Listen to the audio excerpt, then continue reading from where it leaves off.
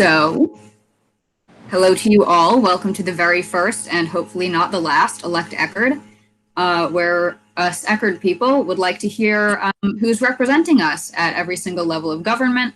And today we have the illustrious Congressman Charlie Crist, who represents us as District 13 in DC, and the equally illustrious Jennifer Webb, Representative Jennifer Webb, who represents us as District 69 in Tallahassee. They are both incumbent Democrats running for re-election in this upcoming election. And most importantly, they represent Eckerd. So without further ado, we are going to let them introduce themselves. So would Congressman Crist like to take a few moments and tell us about himself and his experience? Sure. Well, first, Alexa, thank you. Thank you for putting this together and being able to visit with the Eckerd College Democrats. I am honored also to be on this call with my dear friend, Representative Jennifer Webb. She's amazing and great, and we have a great working relationship. And I'm just honored to be able to. That's really what this call is about, is to talk about the upcoming election. I'll give you a little bit of my background. I was born in Altoona, Pennsylvania. When I was 3 years old, my family moved to St. Petersburg, where beautiful Eckerd College resides. So I went to public school, elementary school, Bay Vista, which is not far from Eckerd, and then Bay Point. Ended up at Riviera Middle School, and then St. Petersburg High School. And so I'm a proud Green Devil from St. Petersburg. When I went to college, at first I went to Wake Forest University in Winston-Salem, North Carolina. I was a walk-on quarterback there on their football team, which was grueling and fun, and met some wonderful people. And it was very. But I missed Florida so much. I transferred back to Florida State University, graduated undergrad there, then went to law school in Alabama. And the first job I had out of law school was pretty incredible. I worked for the baseball commissioner's office, and I worked in their minor league division, which was baseball.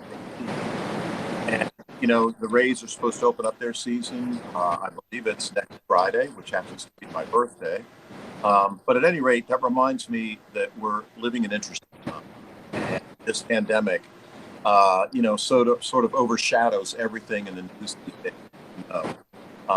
The president's reaction to it or non-reaction, what have you, and how we deal with it individually as citizens and meet our responsibility to try to slow this thing down with God's help. And, like wearing masks, obviously I'm not wearing one. Nobody's within 6 feet of me. So, but at any rate, doing that kind of thing, social distancing, which is so important to all of us, how we can be prepared in this new era, if you will, of campaign and campaigning, and how we do that. It's going to be very different.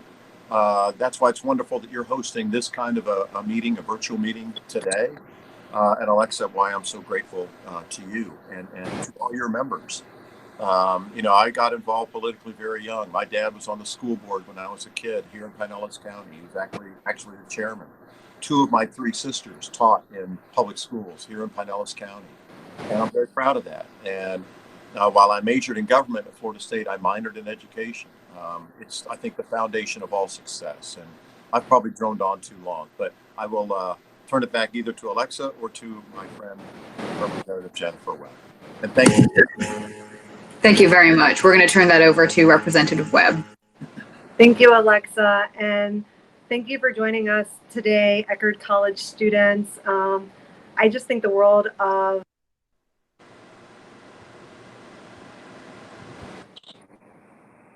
Hi, can you hear me? Sorry about that. Yeah. Wonderful. I think the world of your organization, and I really appreciate all of the good work that you've done for turning out the vote on your campus in the last election and the last 2 elections. Really, last year, it was a marked difference. I could see how engaged everyone, all of the student body were, how you turned out early voting to the polls. We had some barbecue together, and you really educated other people on your campus and made sure that everyone was engaged and involved. And of course, I always love to share the stage with my friend Charlie Crist. And I think that our country needs more civic-minded um, congressmen and women and representatives uh, in the role of government and doing the people's work up in Washington and in Tallahassee, and people who will, lead with level heads and compassion. And that's not only some of the things that I admire a great deal about Charlie, but also about Joe Biden, and why I I had the opportunity to listen to him address all of the Democrats throughout Florida uh, last night at the Leadership Blue Gala, and I was relief. It wasn't excitement, it was relief. It was like the parents are back home and the crazy babysitter is going to be leaving our house soon. Like, that's how it felt to me. It felt that level of, oh, good, there's a responsible adult who understands government, understands what we expect from our leaders, and we're going to take our country back, and we're all going to band together and do this. And a little bit about me, I'm a freshman Democrat. I was elected to the state legislature 2 years ago, in a large part with help from Eckerd College campus, and the first out lesbian elected to higher office in Florida, which is a great testament to my district and to the fact that they put the best person in the office and letting go of past bigotry. So I think that's pretty fantastic. I was born and raised in Louisiana. A week before my second birthday, my dad died in a motorcycle accident. My mom was still pregnant with my little brother, and we were really fortunate. My mom is the youngest of seven, and we had a constellation of nuns and my grandmother and teachers who really helped raise us. And so from a very, very young age, that instilled in me a love of community and a desire to give back, because without community, my family and I would have fallen off the edge of the boat, and our existence would have been so much harder. And also it instilled in me um, a, a love of community, but also just showing up and how to make sure to make life just a little easier for our families and for families like mine. I knew that without the help of our community, that we would have fallen on really dire times. And I knew that we were lucky because we had such strong community, and that other people weren't as lucky. And so every time I look at a piece of legislation and consider bills going before the Florida House, I think, will this help families? Will this help families like mine? Will this help our hardworking neighbors? Will this help students not be totally overburdened by debt when they come out of college? I mean, will this give our families a fighting chance in Florida? And will this also likewise help local businesses? And will this help us be good stewards to our environment? And so all of these things are things that I've really focused on in my first term. I'm honored to have passed 2/3 of my agenda my first term in office, and was able this year 2% of the bills that passed in my name, which is a testament to our community. Because honestly, I listened to y'all and I paid attention to what our local business owners, our local families, our community wanted to see, what solutions they wanted to see coming out of Tallahassee. And then I literally just turned those into bills. And so the school solar bill that was brought to me by school board member Nicole Carr, the leaky lateral bill that was brought to me by a constellation and collaboration of environmental groups and student groups who really wanted me to focus on water quality, and specifically what solutions Pinellas could offer to the table. And that was one of those solutions. The making sure that our condo owners can take a breath and that they will be able to rebuild after catastrophic hurricanes. That was brought to me by Bill Blazowski of the Alliance for Bayway Communities. And I think that listening and being humble enough to partner with community on solutions and not thinking that you're better than the community that you represent is key to success and is key to getting things done. And it really resonates with my colleagues. and with those who are governing up in Tallahassee. And so that's why I'm running again. I've proven that I could be effective and as a freshman from the minority party, and now I want to fight for our families and our local businesses during this economic and health crisis.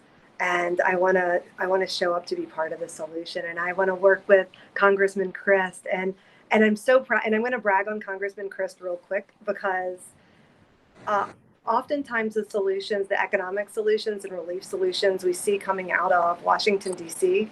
are geared towards an economy from 1980 and 1990, like things that where we have big corporations and they don't really reflect the realities on the ground, that we have a lot of sole venture businesses, a lot of entrepreneurs fighting day in and day out for their livelihoods and the livelihoods of their new business.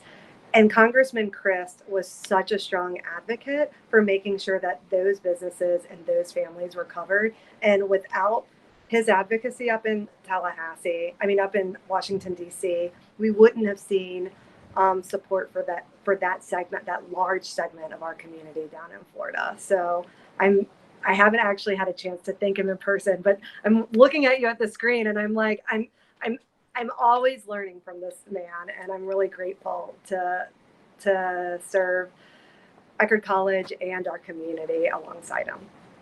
Well, along the lines of mutual admiration, I'm always learning from you, Jennifer, too. And I think that's what's so important about relationships, generally speaking, particularly those of us who happen to be public servants for these wonderful people in Pinellas County, Florida, and in particular, our Eckerd College audience today. They're the future. And I think you and I both get that and understand that, engaging with all of you students is one of the most important things that we can do. And having you be as active as you are with Alexa's leadership is phenomenal. And it makes a big difference. These elections are close, Sometimes they're not, but usually they are. It's Florida.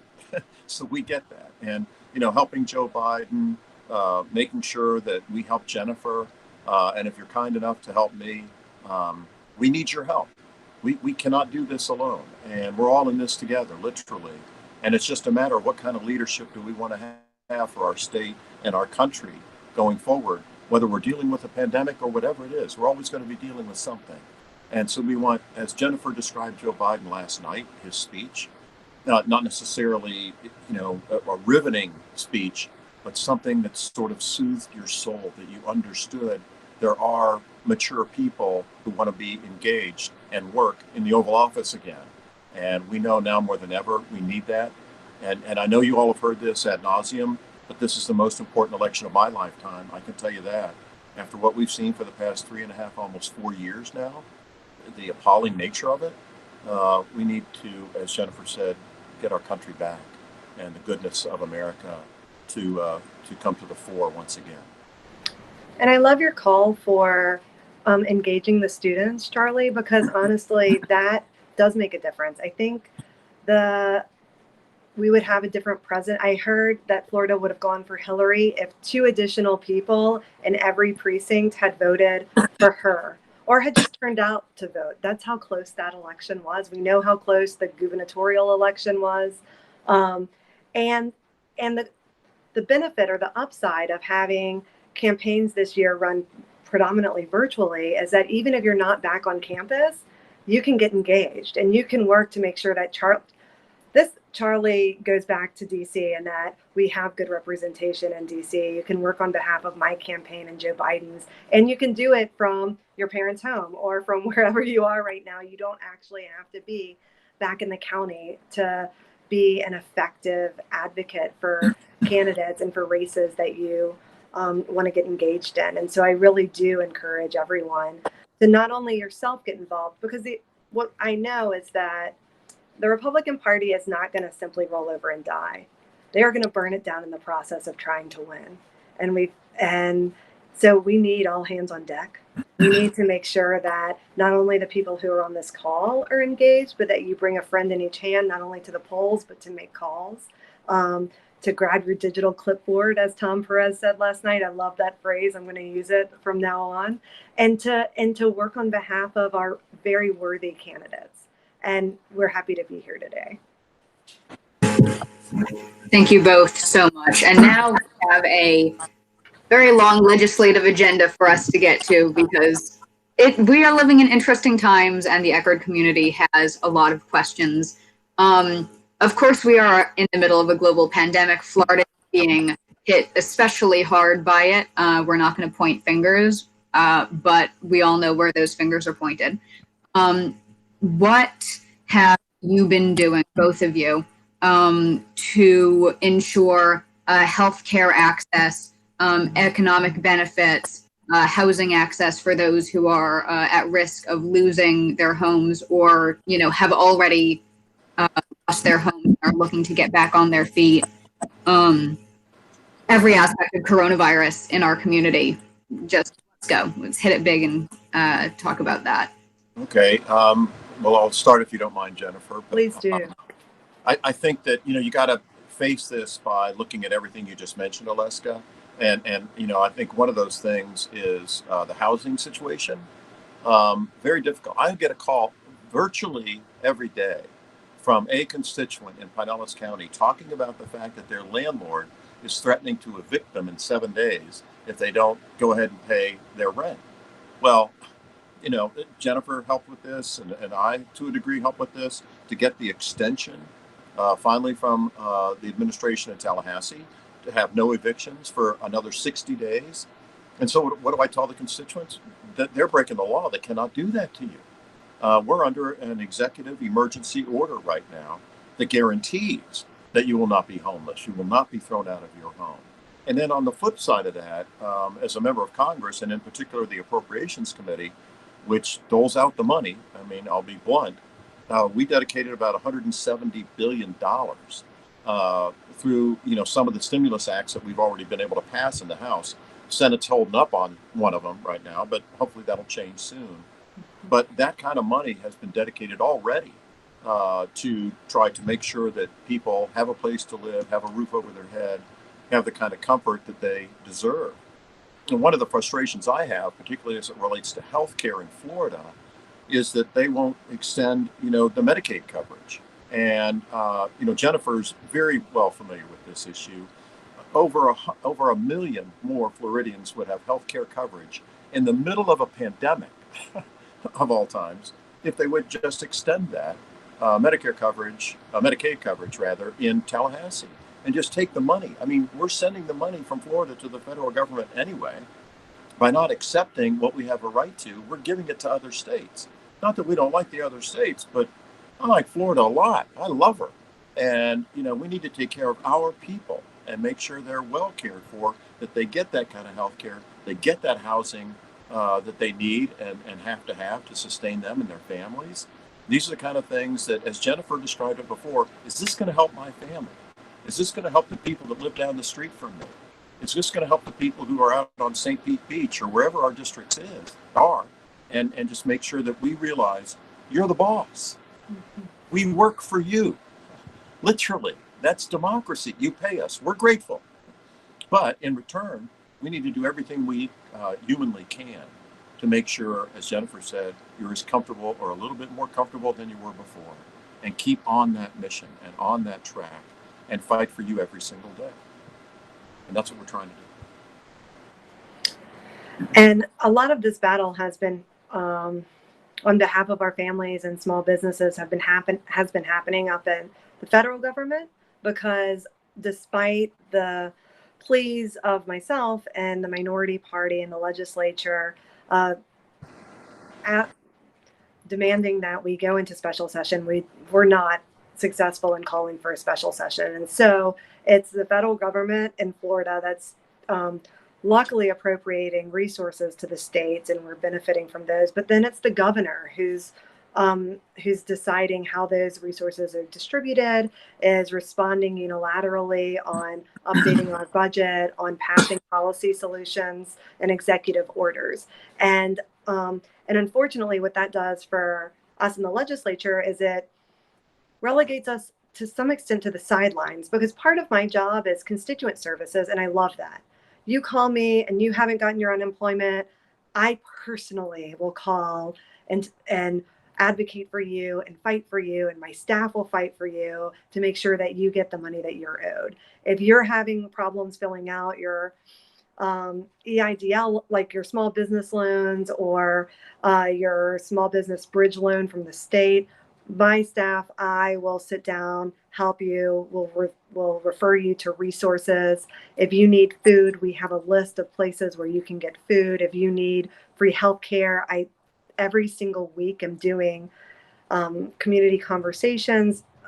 Congressman Crist has joined me on one where we talk about all of the different resources that are available in the community and the county, because the truth is that the state has just, we've reduced the state in Florida to a point in which we're unable to provide the services that we have in the past. And after 20 years of domination by one party, it really, we're not serving our families and our local businesses well. And so I'm very grateful for the work that Congressman Crist has done.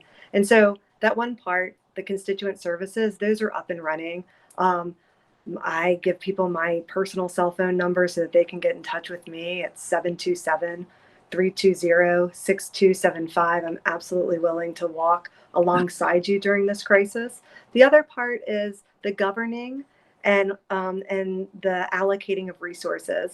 And that's the part that I haven't been able to be engaged in because we haven't voted a special session. We're a part-time legislature in Florida, and we are not in session right now. And so I can't, aside from calling the governor and the executive office on a weekly and bi-weekly or weekly basis, which I do, to advocate for different points, my power to affect change and policy change has really been limited, as has all of the legislature, because they're running on just one cylinder instead of two, as we could be. And so that's what I've been working on. What I'm looking forward when we do finally call a special session is to revisit the budget to make sure that we're drawing down those dollars. We will absolutely push again to expand Medicaid, and we think now's the time to do that. We cannot let people face this crisis, this health crisis alone. We will make sure that our education plans and this health and safety of our children is a top priority, and that not only in Pinellas County, where we're lucky to have a very strong superintendent of schools and a very strong head of our health department, but across Florida, that those two entities are working together to ensure the health and safety of our students, and that we have common sense plans and moving forward. And then finally, we'll look at exactly what went wrong during this last crisis and how to fix it. So what happened with the unemployment system? Why was it such a travesty? Why has it taken so long? What can we do differently and better? And those are the solutions that I am eager to start working on. And I've heard, I don't know, there's rumor that we'll be going back as soon as right after November 3rd, and that will go into a special session. So what we normally have as an organizing session will become a special session. We'll start addressing these issues. I wish that it would have come sooner, because I think that Floridians need help now. Thank you so much. There really is so much going on. And if we have time at the end, I might ask Congressman Crist what his critique of what the governor has been doing, because he has the unique experience of having had that role. But that will be later if we have time for pointed attacks. The next thing that so many people asked about when they're filling out their signups for this is the environment. In Pinellas County, of course, we're in a unique environmental location with water all around us. We have issues with our sewage system. We have, been dealing with red tide more than I believe is usual. So can we just get what you two are doing to help the environment and specifically the water in St. Pete? Jennifer, why don't I allow you to go first on this round? Sure. So I am really lucky. I know one of the policy solutions that I spoke to y'all about when I ran 2 years ago about repairing people's leaky laterals, and the lateral pipes are the pipes that connect private property to sewage mains, repairing those, investing money and DEP so that there's some kind of offset from the state government to help people and to help cities that want to invest in repairing those pipes and conversions um, from septic to sewer conversions to assist people with doing those costly repairs. So that's something that I got passed this year as an amendment to the anti-pollution bill that was Representative Fine's bill. I was also pushed forward a school solar bill, which would have been an amazing feat. And it got through the House. Unfortunately, it ran out of time in the Senate, and that will definitely pass next year. And in terms of water quality, we passed a pretty impressive bill to protect our waterways in Florida last session. It was 109 pages. And the cool thing is people were so excited. Legislators from both sides of the aisle were so excited to pass this legislation. They understood how important it was, that I could tell that most of my colleagues had read all 109 pages, which is not always the case. And they were quoting their favorite portion of the bill, whether it was lowering nutrient runoffs or making sure that our farmlands weren't over fertilizing or polluting our waterways, or estuary or care and repair. I mean, there was so much in that bill to really like, and it was a very strong step in the right direction. And it's a piece of legislation that I think that the entire legislature will carry forward in pride, and will speak of and with a lot of pride moving forward, because it really should make quite a difference in our water quality and our waterways in Florida. Well, I couldn't have said it better. I think that, we as Floridians, and even if you're, one of the students and you're at Eckerd and residence is another state, after you've been here not very long, an appreciation comes over you, or most everybody at least, about how beautiful Florida is and how fortunate we are to live here. And one of the things I wanted to touch on is something that Jennifer mentioned in the area of solar energy. Florida's the Sunshine State. And, New Jersey does more solar than we do, which is kind of embarrassing, frankly. But when I was governor, I had solar panels installed at the governor's mansion to make a point and to sort of lead by example, if you will. They came down when I left, but, that happens. But what I was able to get done this last week here in Congress was a 5-year extension on those who take and do power their home by solar energy to a tax credit for having done so. In other words, economic incentive to do the right thing as it relates to our environment, especially in Florida. I mean, one of the things that we've seen by the coronavirus, sort of an unanticipated result, is the clearing of the air, because so many less people are out on the streets driving their vehicles that pollute so much. And I have a small boat that I keep in Tampa Bay, and was out on it, several months ago, and looking over across the bay toward Tampa, and could see the skyline of Tampa like I've never seen it that clearly in my life. Because, and you all probably heard the reports too, speaking of the environment and the virus, the fact that satellites up in space taking photographs of China could actually see the ground for the first time in decades, because there's so much smog there, or had been there. And so those things are going to happen. But Jennifer also touched on the algae blooms that we deal with.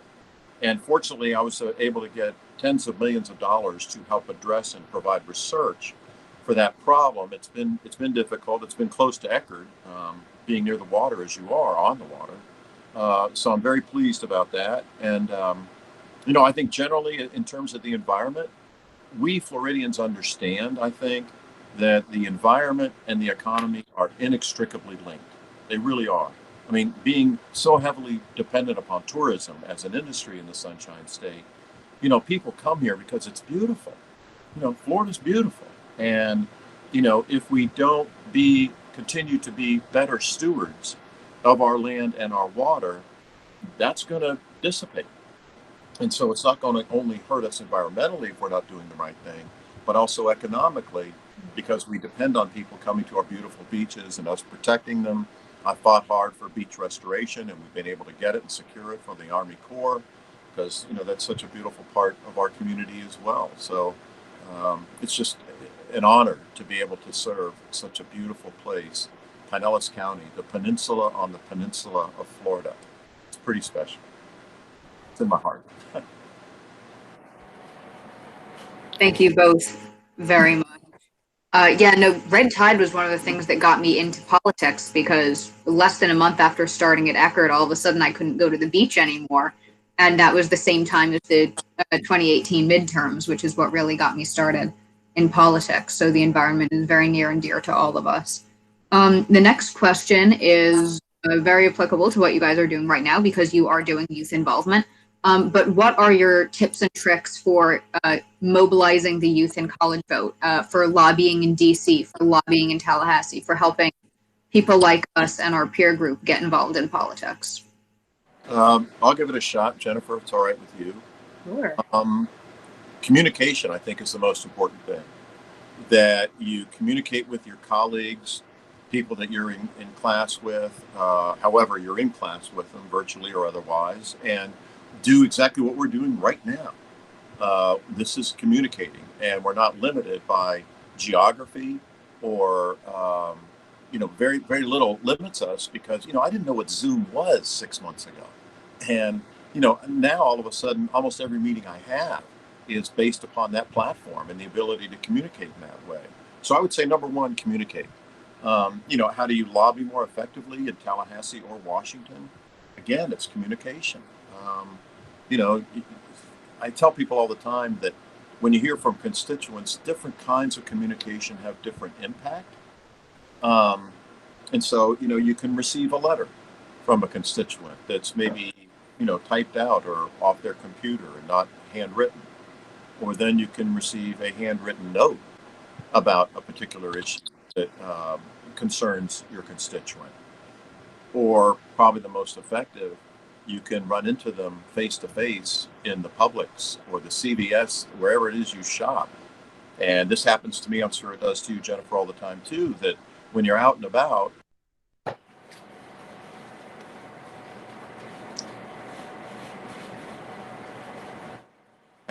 and honestly and authentic. And people can tell if you're not being authentic. Humans have a very good radar system that, lets people know that, are you speaking from your heart? Is this really what you believe? Are you looking them in the eye? Those things are all a part of better communication, therefore better advocacy, therefore hopefully a better Florida and America and world. And at the state level, I think it is absolutely about communication as well. And, for me, unlike Congressman Crist, my district is only 120,000 people. He represents how many? What's your constituency? It's almost 800,000. Yeah. So I have more ability to, I want to hear from people, and Congressman Crist does too. But also, you can build a relationship with me. Start early, communicate early. If there's a policy solution that you and the students think would be particularly effective, waiting until session starts, it's too late because we've already had 4 months of committees and our bills are already in. So now over the summer is a good time. Although this is an election year, still it's a good time now to reach out to state reps or right after the election to reach out and to say, this is an idea that I have that I really think would work, or what do you think? That gives my staff time to look into it. That gives me time to research with the House policy analysts and other people, and then showing up like you have today. That's a big thing. Showing up, letting your elected officials know that you are engaged, not only through events that you host, but through events that we host. And that's how you start to build a relationship over time. And then what happens is I'll be thinking, there'll be something that comes across my desk because I serve on 2 education committees, and maybe it's something about higher ed. And I think, oh, you know what? Alexa, I have her number. Somebody on my staff has her number. Why don't you call her? Find out what the students of Eckerd College think. I want to know what they think on this issue. And I know that Congressman Crist does a really good job of this as well, of reaching out to constituents and doing roundtables. But that's a way that you develop rapport with your electeds that make it almost second nature that we're going to reach out and really, you know, um, inquire into what you think on different things as it's happening. And that's a pretty privileged position, because for the state legislature, 2 months goes by very quickly, and we only passed 195 bills this year. However, we did that in 2 months plus a budget, and that was a light year. So normally it's there's even more that we pass in a 2 month period. And so with such a quick pace, if we're stopping and thinking to reach out to you, to reach out to your leadership, like that's a good place to be in. And you can help develop that. You can, through things like this and by showing up to events, Congressman Crist's town halls, my constituent conversations, and just engaging, we start to recognize, oh, I know she's the Eckerd College student, or whatever. And it's a good place to find yourself in, and it's an effective place from which to advocate. All right. Jennifer Webb, you mentioned this briefly in what you were just saying, and that is working with the schools. How do you two feel, and or what are you able to do about ensuring that the possibly inevitable Florida return to school for students is as safe as possible? So what I've been doing, and I'll start really quickly, Charlie, is two specific things. I've been in weekly conversations with the superintendent Grego, who's the superintendent of schools in Pinellas County, and with Dr. Cho. And what they've asked for is for rapid tests. They've asked for 14 days of declining numbers before going back to school, and they've asked for more contact tracers. Those are the things that they have asked for. So I, in turn, then take what they're asking, and they ask for my assistance in advocating for that. So I've been reaching out to the ACA secretary, Mary Mayhew, Richard Corcoran, the Secretary of Education, and the governor's office, the EOG, his chief policy person, and saying we really need this. These need to be the conditions. We need to increase this. Please help. And then he, in turn, or not him, but folks in the executive office say, well, the federal government. So I'm going to kick it over to you at this point, Charlie, because then it becomes, well, what does a second relief package look like? And will it cover more testing and more contact tracers? Number one, yes, I'm sure that it will. And because, we have great leadership in DC in the House, and we're blessed by that. Speaker Pelosi has done an incredible job. Steny Hoyer and so many others have really done a great job in keeping us on task and doing the things that need to be done for the people. And one of the frustrations, though, is, it's the federal government, but there's a lot of pieces to that pie. I mean, the House of Representatives is just half of the legislative branch, as you know, Jennifer, and the other half is the Senate.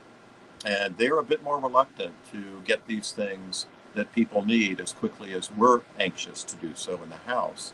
And so Senator Mitch McConnell has some of these bills on his desk as we speak that would be very much more beneficial to our constituents on the whole, and making sure that the things that they need and they have to have, especially during a crisis as the type we're in right now, get accomplished. As it relates to getting back to school, certainly there's a lot to consider, and I think safety is the most important thing to think about. I was on an interview with CNN not long ago, and they played a recording of our governor saying about how, well, if you can go to Home Depot and you can go to Walmart, then we can go to school. I respectfully disagree with that analogy, in that, if you're going to go shopping for a bit of time, let's say it's a half hour or 45 minutes, whatever it might be, that's something quite different from being in a classroom with 25 or 30 students for 5 or 6 hours in a given day. And so the analogy doesn't hold water to me, and it's disappointing to me.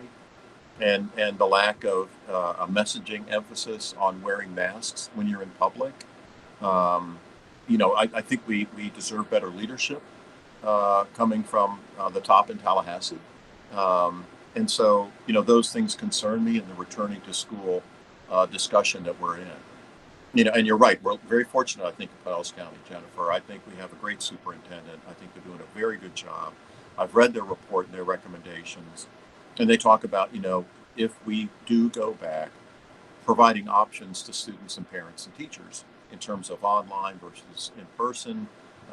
If it is in person, that the things you outlined before are enforced, with proper masking, proper distancing, just doing the right thing to try to mitigate as much as you possibly can any further spread and disease and death. And so, I think that kind of approach is important to offer options. But as you stated, one of the pinnacle parts of it is that we would have 14 days of a decline in the numbers rather than what we've seen lately in Florida, which has been a dramatic increase and put us at the epicenter of this whole pandemic crisis we're engaged in. Florida's number one right now, and that's not a good number one to have.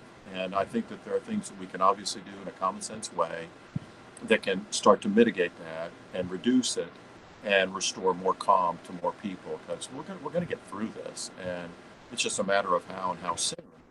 And I think the better we all comport ourselves, with the personal things we all can do to stem the tide of the virus spreading anymore, is equally as important as what the government does.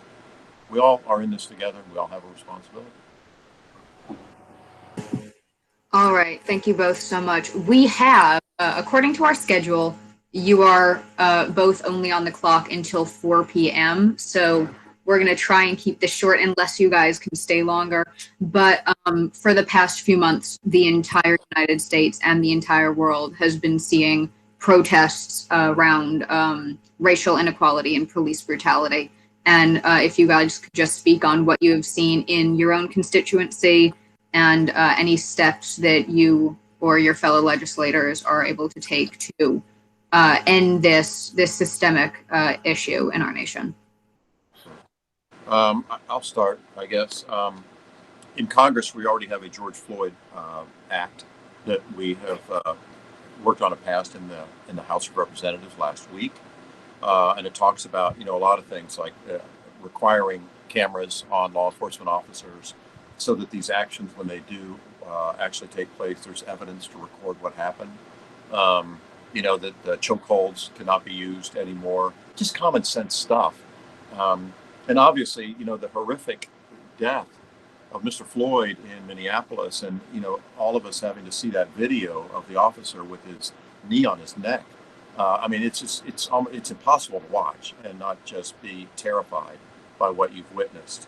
So I think the realization that, there is a problem in some of the culture of law enforcement that needs to be addressed, that needs to have appropriate training to make sure that incidents such as that don't get repeated again in our country. And I think we just have to have a continuing conversation about how we treat one another, regardless of the color of your skin or the religion that you might hold, your sexual preference, your geography. It doesn't matter. I try to wear a yellow wristband on my hand every day, and it simply says, practice the golden rule every day. And of course, the golden rule being, do unto others as you would have done unto you. I mean, these things are really not that difficult. And this is the yellow wristband that I wear. And, a lot of people try to make government and our society very complicated, and much of it is complicated. But some things are not complicated. The simple, foundational premise of moral behavior and good manners is just doing what's right to each other and treating each other with mutual respect. I mean, it almost sounds religious, and maybe it is a little bit, but it's kind of just basic doing the right thing, as Spike Lee would say. I mean, it's just do what's right and be guided by that. Whatever your political party or affiliation might be, if we do right by one another each and every day, and you keep carrying out those acts, something else will happen. People will witness it. and they will learn from it and be impressed by it. And so it spreads. Unlike the virus, it's a positive spread of good. Absolutely. I love the do the right thing and practicing the golden rule every day. And I think that that's very important. Not only, I mean, it's important in the case of making sure that we are seeing policies that demonstrate that Black Lives Matter, but also when it comes to the virus as well, by wearing a mask, keeping your distance, shopping for elderly or at-risk neighbors and the like. And that's what I've been really communicating with my district, because I have a libertarian bent in my district, and we love our liberty, and people don't want the government to tell them what to do. However, we also know how to be good neighbors, and we value community and being neighborly. And for me, being responsible, wearing a mask, washing my hands, not touching my face, not touching you, keeping 6 feet, that's all part of being neighborly. And when it comes to the George Floyd and the Black Lives Matter movement, in my district, which is overwhelmingly white, it looks like,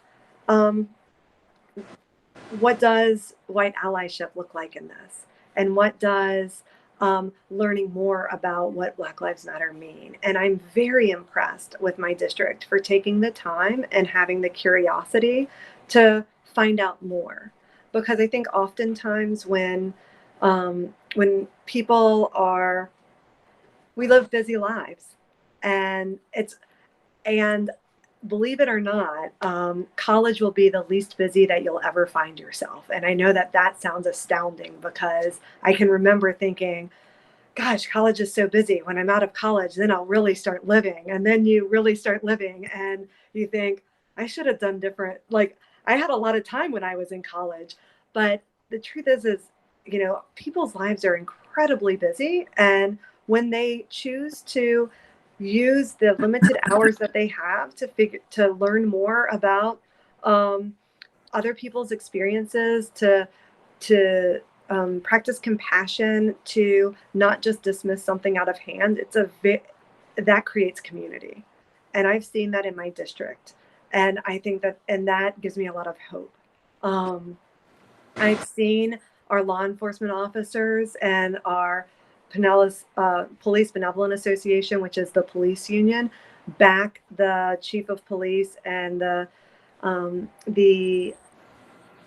mayor of St. Pete and the creation of the CAL teams, which are social work teams that will go out and respond to mental health calls and substance use and suicide calls, which are all calls that do warrant someone with the training in mental health crises. And I've seen them, stand stoically instead of, lashing out and acting with respect towards protesters in downtown St. Pete. And so I really do think that when there is a foundation of respect and curiosity, that we can build from that in a way that will construct a society that works better for all of us. And George Floyd might have lived up in Minneapolis, and that seems like a world away for us down in Florida. But when this first happened, all I could think about was one of my mentors, Lena Young Green. Her husband was held down in the same hold that George Floyd was held in until he died, and that was over in Tampa a few years ago. And he was going into a diabetic crisis, and he just needed a glass of orange juice, and he was held down until his life left his body, and he was just 2 blocks from his home. And so I think that a very important stance to take, and for all of us moving forward, is to really not shrink away from the fact that this is a problem, and there are people whose experiences are losing loved ones with it in situations like the George Floyd situation. And then it's, what can we do about it? And I've been advocating throughout my short time in the legislature for reinvesting in the community, for getting more dollars into healthcare. We're 49th in Florida, for connecting people to substance use programs, to connecting them to suicide prevention programs, getting money for our veterans so there's not suicide by cop. I mean, all of these things that would strengthen our community and that it really do undergird a lot of the Black Lives Matter movement requests. And I don't think that, and they're good things to do anyway. And there's things that we should be pushing forward.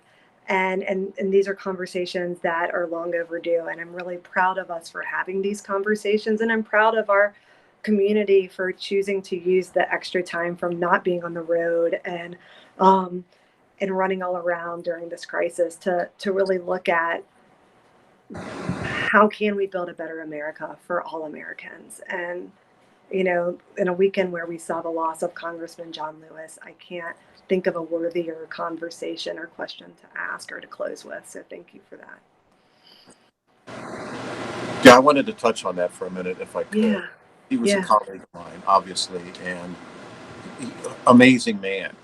As I've told friends, you know, you listen to him, and you feel like you're listening to God speak. I mean, it's just powerful, honestly, and so soft-spoken was John Lewis. And he was kind enough in 2016 to come campaign for me in St. Petersburg. I'll never forget it.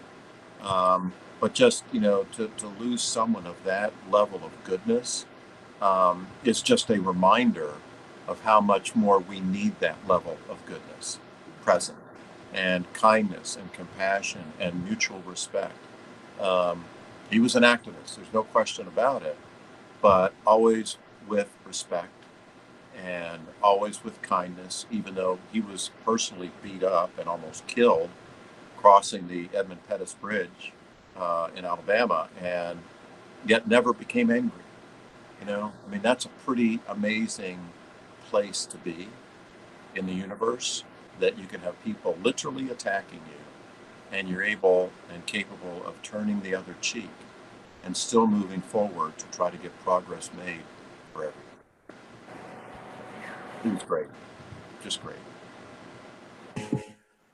Thank you both so much for being here this weekend. We are about to close up. Of course, if you have extra time, please stay on and we'll have more questions. But I think it was the time for you to give your formal closing statements. Jennifer. Sure. Thank you, Congressman. So I want to close by just encouraging everyone, closing the way that we began. This is the most important election of my life. It's the most, Congressman Crist said it was the most important election of his life. So it's hopefully the most important election of your life. Hopefully things will settle down and our country will start moving in a better direction. And it's not going to be an easy election.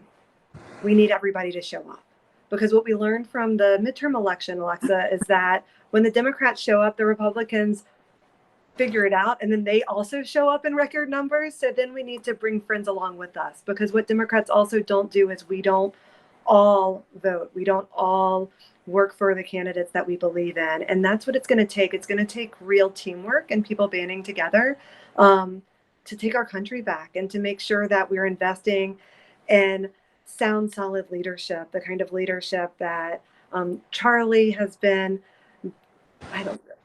so graciously leading our state, and now up in DC, our country through, the kind of leader that I aspire to be, the kind of leader that Joe Biden has shown himself to be for decades now, and somebody who's thoughtful, and we deserve that. And we need everyone to band together to make sure that we turn out at the polls, that we are calling people, that we're picking up our virtual clip books and getting engaged and signing up to be part of the solution. And so I'm going to leave you with, my website is www.electjenniferwebb.com, and you can sign up to volunteer there. I also have hired one of your alumna, Gwen Everhart, who is who is on my day-to-day team, and she'll be reaching out. And I know that the congressman could also absolutely use your support. And there's something that is very hopeful when we get our younger voters activated and engaged and working for the change that they want to see. And so it not only is good to do for yourself, but it's also it invigorates volunteers up and down the county. I mean, it really does. Like, I know that when I talk to my 70-year-old volunteers, and they are just totally invigorated when there's younger people who are engaged and coming out and turning up, and it gives them the hope that they really need going into this cycle. So your contribution is bigger than yourself, and it's absolutely needed this cycle. Great. Thanks, Jennifer. Yeah, I mean, much the same thing. You know, this is the most important election of our lifetime. And we as Americans have an opportunity to fix it. And it's in 107 days. So the countdown is on. And you being on this call, you caring this much, already evidences your level of concern. And so in some ways, I think I'm, speaking to the choir, but it's important to pump up the choir too. And each and every one of you have an obligation to reach out to other people and spread that same message that Jennifer just talked about how important it is that we all show up, we all vote. Mail voting is going to be huge in this election. So make sure that you're exercising that convenience and encouraging others to do the same thing. I think we're going to have a record turnout in this election. I really do. I think the president reminds us every day how badly we need to get out and vote and end this nightmare. And, people like Jennifer and I, we need your help as well. My website is simple. It's just charliecrist.com. And that's Crist, C-R-I-S-T. And people put an H in it a lot, but it's a level I can't reach. So anyway, but your help is critical, and if you have a car, get a bumper sticker on it. If you have a yard, put a yard sign in it. And we'll have a lot of these things ready to go very shortly. Sydney is our campaign manager. She's doing great. And we'll be in touch with you through, all kinds of platforms, whether it's Facebook or Instagram or whatever it might be. That enables us to communicate that much more effectively to that many more people and to continue to spread the word that November 3rd is coming. But as we know as Floridians, November 3rd is, predated by early voting and mail-in voting. And so the election begins far earlier than the final day of election, November the 3rd. But that's the last day and the last opportunity to right the wrong that is affecting America right now and our Florida. And the only way we can do it is by being active and asserting our right to vote. It's one thing to talk about it. It's another to do it. And we all have a duty to do it. As I always say, it was an honor to serve as Florida's governor and attorney general. Now you're congressman.